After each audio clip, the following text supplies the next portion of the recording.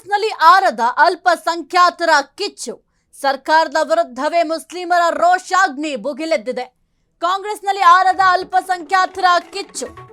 ಸರ್ಕಾರದ ವಿರುದ್ಧವೇ ಮುಸ್ಲಿಮರ ರೋಷಾಗ್ನಿ.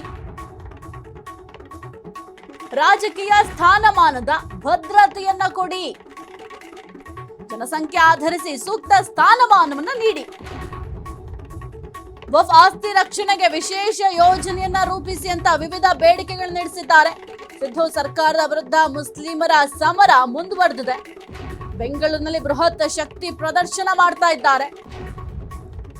ಬಲ ಪ್ರದರ್ಶನದ ಮೂಲಕವೇ ಎಚ್ಚರಿಕೆಯ ಸಂದೇಶವನ್ನ ರವಾನೆ ಮಾಡ್ತಾ ಇದ್ದಾರೆ.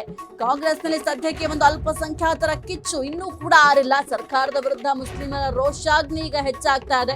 ಇನ್ನು ಎಲ್ಲಾ ಮುಖಂಡರು ಕೂಡ ಸೇರಿ ಈಗ ಪ್ರತಿಭಟನೆ ಕೂಡ ಮಾಡ್ತಾ ಇದ್ದಾರೆ. ಬಹಳ ಮುಖ್ಯವಾಗಿ ಕಾಂಗ್ರೆಸ್ ಏನ್ ಹೇಳಿತ್ತು, ಈಗ ಸದ್ಯಕ್ಕೆ ಏನ್ ಮಾಡಿದೆ, ಮುಂದೇನ್ ಮಾಡ್ಲಿಕ್ಕೆ ನಿರ್ಧಾರ ಮಾಡಿಕೊಂಡಿದೆ, ಅದೆಲ್ಲದರ ಕುರಿತು ಆಲ್ರೆಡಿ ಕೆಲವೊಂದಿಷ್ಟು ಬೇಡಿಕೆಗಳ ಇರುವಂತಹ ರಿಪೋರ್ಟ್ ಕೂಡ ರೆಡಿ ಮಾಡ್ಕೊಂಡಿದ್ದಾರೆ. ಆ ಒಂದು ರಿಪೋರ್ಟ್ ಅನ್ವಯ ನಾವು ನೋಡ್ತಾ ಹೋದ್ರೆ ಬಹಳ ಮುಖ್ಯವಾಗಿ ಈ ಒಂದು ಜನಸಂಖ್ಯೆ ಆಧರಿಸಿ ಸೂಕ್ತ ಸ್ಥಾನಮಾನವನ್ನು ನೀಡಿ, ಯಾಕೆ ನಮ್ಮನ್ನ ಕೇವಲ ಒಂದು ವೋಟ್ ಬ್ಯಾಂಕಿಂಗ್ ಆಗಿ ಬಳಕೆ ಮಾಡ್ಕೊಳ್ತಾ ಇದ್ದಾರೆ, ನಮಗೆ ಯಾಕೆ ಸೂಕ್ತವಾದಂತಹ ಸ್ಥಾನಮಾನವನ್ನ ಕೊಡ್ತಾ ಇಲ್ಲ ಅಂತ ಕೂಡ ಭಾರಿ ಆಕ್ರೋಶವನ್ನ ವ್ಯಕ್ತಪಡಿಸಿದ್ದಾರೆ. ಎಸ್ಐಆರ್ ಬಗ್ಗೆಯೂ ಕೂಡ ಮುಸ್ಲಿಂ ಒಕ್ಕೂಟ ಆತಂಕ. ನಮ್ಮ ಮತ ಬ್ಯಾಂಕಿಗೆ ಒಡಕಾಗದಂತೆ ನೋಡಿ. ಎಸ್ಐಆರ್ ನೆಪದಲ್ಲಿ ನಮ್ಮ ಮತ ಕೈ ತಪ್ಪುವ ಸಾಧ್ಯತೆ ಇದೆ.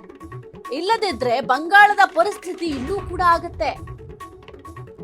ಇದಾಗದಿದ್ರೆ ನಮ್ಮನ್ನು ಮೊದಲು ಎಸ್ಐಆರ್ ನಿಂದ ರಕ್ಷಿಸಿ. ರಾಜ್ಯ ಸರ್ಕಾರಕ್ಕೆ ಮುಸ್ಲಿಂ ಮುಖಂಡರ ಎಚ್ಚರಿಕೆಯ ಘಂಟೆ. ಒಂದೇ ಕಲ್ಲಿಗೆ ಎರಡು ಹಕ್ಕಿ ಹೊಡೆಯುವ ತಂತ್ರ.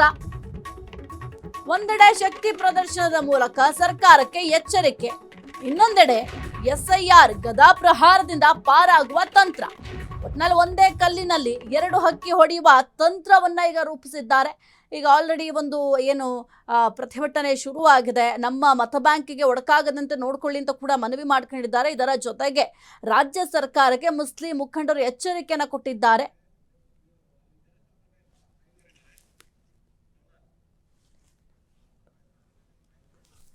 ಇದರ ಕುರಿತು ಹೆಚ್ಚಿನ ಮಾಹಿತಿ ನೀಡ್ತಾರೆ ನಮ್ಮ ಪ್ರತಿನಿಧಿ ಸಾಹಿಲ್. ಈಗ ಬಹಳ ಮುಖ್ಯವಾಗಿ ಈಗ ಅಲ್ಲಿನ ಪರಿಸ್ಥಿತಿ ಯಾವ ರೀತಿ ಇದೆ, ಯಾಕೆಂತಂದ್ರೆ ಕೆಲವೊಂದಿಷ್ಟು ಬೇಡಿಕೆಗಳನ್ನು ಕೂಡ ಇರಿಸ್ಕೊಂಡಿದ್ರು. ಈಗ ಯಾರಾದ್ರೂ ನಾಯಕರು ಬಂದು ಭೇಟಿ ಮಾಡಿದ್ದಾರಾ, ಏನಾಗ್ತಾ ಇದೆ ಸದ್ಯಕ್ಕಲ್ಲಿ?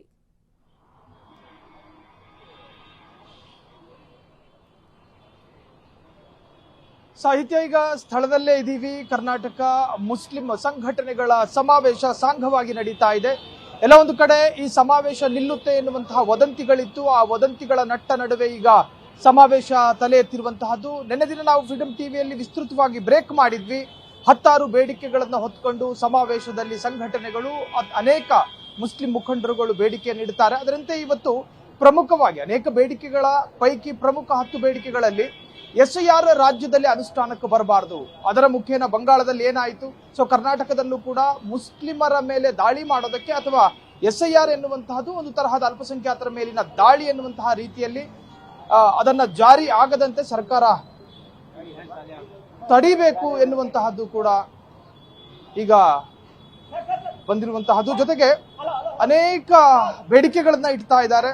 ಇನ್ನು ರಾಜ್ಯದಲ್ಲಿ ದ್ವೇಷ ಭಾಷಣ, ಹೇಟ್ ಸ್ಪೀಚ್ ಈ ತರಹದಕ್ಕೆ ಕಡಿವಾಣ ಹಾಕುವಂತಹ ಪ್ರಯತ್ನಗಳು ಕೂಡ ರಾಜ್ಯ ಸರ್ಕಾರ ಮಾಡಬೇಕು ಎನ್ನುವಂತಹ ಬೇಡಿಕೆಗಳನ್ನು ಕೂಡ ಇಟ್ಟಿರುವಂತಹದ್ದು. ಸಾಹಿಲ್, ಈಗ ಬಹಳ ಮುಖ್ಯವಾಗಿ ಒಂದೇ ಕಲ್ಲಿನಲ್ಲಿ ಎರಡು ಹಕ್ಕಿ ಹೊಡೆಯುವ ತಂತ್ರಕ್ಕೆ ಈಗ ಮೊರೆ ಹೋದ್ರ ಅಂತ. ಯಾಕೆಂತಂದ್ರೆ ಒಂದು ಕಡೆ ಎಸ್ಐಆರ್ ಇಂದ ಪಾರಾಗಬೇಕಾಗಿದೆ, ಮತ್ತೊಂದು ಕಡೆ ಕಾಂಗ್ರೆಸ್ ಸರ್ಕಾರಕ್ಕೆ ತಮ್ಮ ಶಕ್ತಿ ಯಾವ ರೀತಿ ಇದೆ ಅನ್ನೋದನ್ನ ಕಾಂಗ್ರೆಸ್ ಸರ್ಕಾರಕ್ಕೆ ತೋರಿಸಬೇಕಾಗಿದೆ. ಹಾಗಾಗಿ ಒಂದೇ ಕಲ್ಲಿನಲ್ಲಿ ಎರಡು ಹಕ್ಕಿ ಹೊಡೆದಂಗಾಗುತ್ತೆ ಅಂತ ಪ್ಲಾನ್ ಮಾಡ್ಕೊಂಡಿದ್ದಾರಾ ಅಂತ?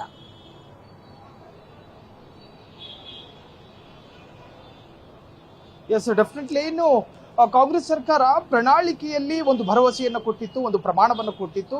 ಆ ಪ್ರಮಾಣ ಮತ್ತು ಭರವಸೆಗಳ ಪೈಕಿ ಯಾವುದೂ ಕೂಡ ಸರಿಯಾಗಿ ಪ್ರಾಕ್ಟಿಕಲ್ ಅಲ್ಲ.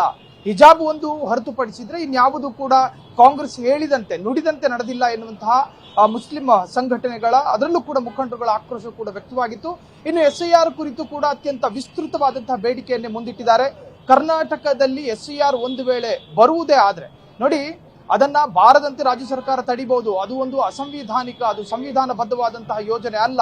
ಸೊ ಹಾಗಾಗಿ ಕರ್ನಾಟಕ ಎಲ್ಲಾ ತರಹದ ಕಾನೂನು ಅಸ್ತ್ರಗಳನ್ನು ಕೂಡ ಕೇಂದ್ರದ ವಿರುದ್ಧ ಪ್ರಯೋಗ ಮಾಡಿ SIR ಬರದಂತೆ ತಡಿಬೇಕು ಎನ್ನುವಂತಹ ಬಹುದೊಡ್ಡ ಬೇಡಿಕೆ ಸಾಹಿತ್ಯ.